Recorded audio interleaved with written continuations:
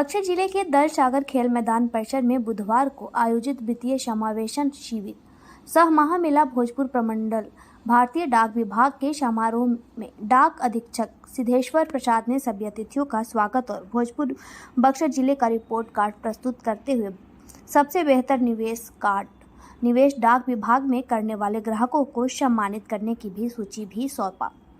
महामेले में on the spot डाक विभाग के ग्राहकों की समस्या का समाधान और डाक विभाग के निवेश पॉलिसी आधारित स्टॉल भी लगाए गए थे।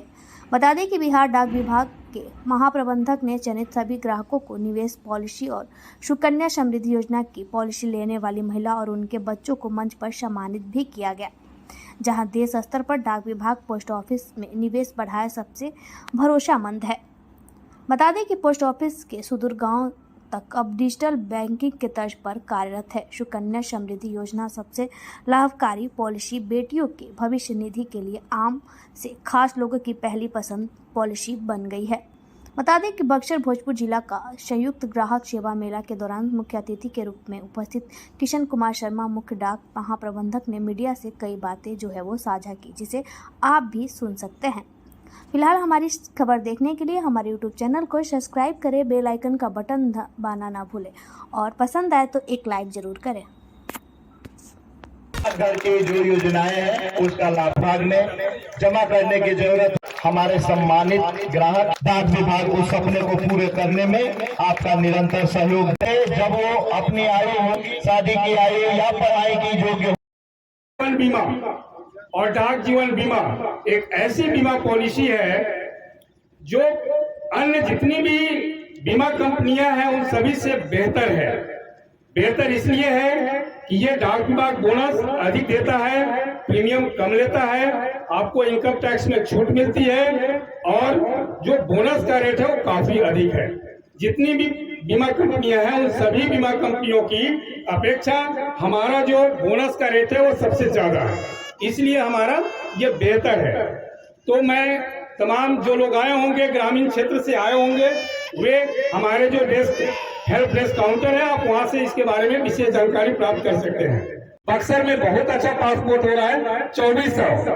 तो जिन लोगों को ये बाहर जाना पड़ता था पासपोर्ट बनाने के लिए, पटना में लंबी लाइनें लगानी पड़ती थी, सुबह में जाकर के वो भूखे प्यासे जाते थे, आज उनका पासपोर्ट सर ये हेडक्वार्टर में ही बन जा रहा है। ये विभाग ने एक बहुत बड़ा सुविधा लोगों के लिए उपलब्ध कराया है। देखिए, डॉक्टर विभाग तो शरीर में जैसे ब्लड सप्लाई होती है ऐसे हैं हम। पूरे बिहार में 9000 से ज़्यादा डाकघर हैं और जितनी ग्राम पंचायत हैं करीब करीब उतने ही डाकघर हैं। तो हम करीब ऐसी जगह पर हैं जहाँ पे हम लोग बड़ी आसानी से लोगों से कनेक्ट कर लेते हैं और उनकी जो भी हमें जो भी उनकी स्कीम्स हैं जो अच्छी रहती हैं उनके लिए बताते हैं। जैसे आपने कहा कि सुकन्या समृद्धि एक बहुत अच्छी स्कीम है। हमें लगता है कि इस वक्त की भारत सरकार की बच्चियों के लिए बहुत लाभकारी स्कीम है। उनके जो माता पिता हैं, अभिभावक हैं, वो अगर इस अकाउंट को खोलते हैं उनके लिए तो इसमें पैसा जमा करा सकते हैं। बहुत ही मिनिमम अमाउंट है, 1000 रुपये से कर सकते हैं शुरू, 1.5 लाख रुपए तक कर सकते हैं।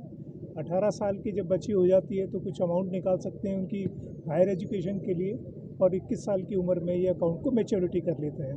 तो हमें लगता है कि भारत में और बिहार में ख़ास तौर से जहाँ पे कि बच्चियों को इस रकम से उनके आगे आने वाले जीवन के लिए बहुत अच्छा रहेगा।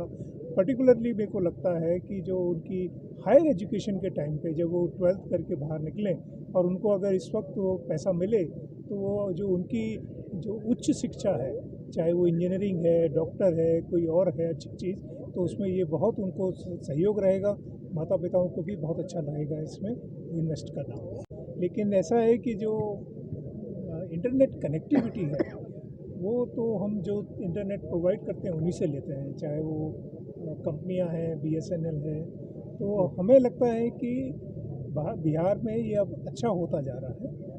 पिछले अगर 1 साल का देखेंगे तो अभी स्थिति में सुधार हुआ है और हमारे पास जो ग्रामीण इलाकों में हमने हैंडहेल्ड टर्मिनल दे रखे हैं उसमें अभी हम लोगों ने 4G डोंगल देना शुरू कर दिया है, जिससे कि जो भी कंपनी 4G सर्विसेज दे रही हैं उसका हम अच्छा, बेहतर, फास्टर नेटवर्क अपने जो कर्मचारी हैं उनको कार्य के लिए दे पाएँ। और इसके अलावा जो हमारे पोस्ट ऑफिस है वहाँ पर BSNL और एक और कंपनी की हमने कनेक्टिविटी दी हुई है।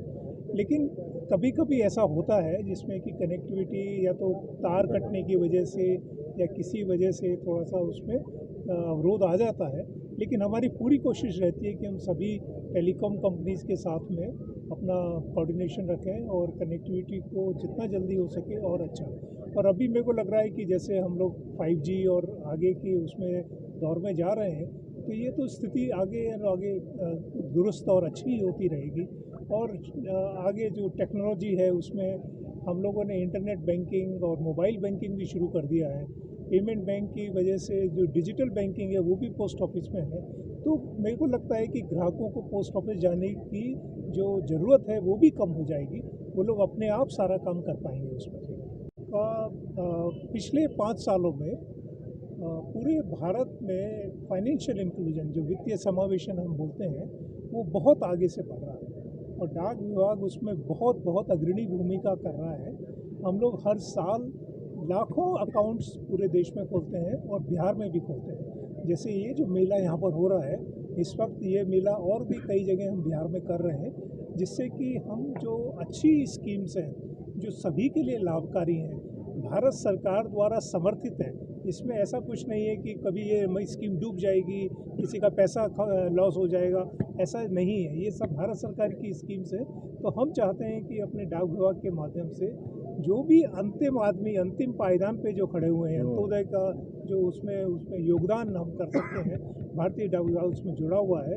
और हमें लगता है कि जो वित्तीय समावेशन है हम बाकी एजेंसीज के साथ मिलकर भी काफ़ी इसको बढ़ा रहे हैं। उसमें RBI है, नाबार्ड है, इंडिया पोस्ट पेमेंट बैंक जो हमारा अपना पेमेंट बैंक है, और जो हमारा पूरा नेटवर्क है बिहार में या देश में, हम उसके थ्रू सबको फाइनेंशियल लिटरेसी भी बता रहे हैं कि क्या करना चाहिए क्या नहीं करना चाहिए।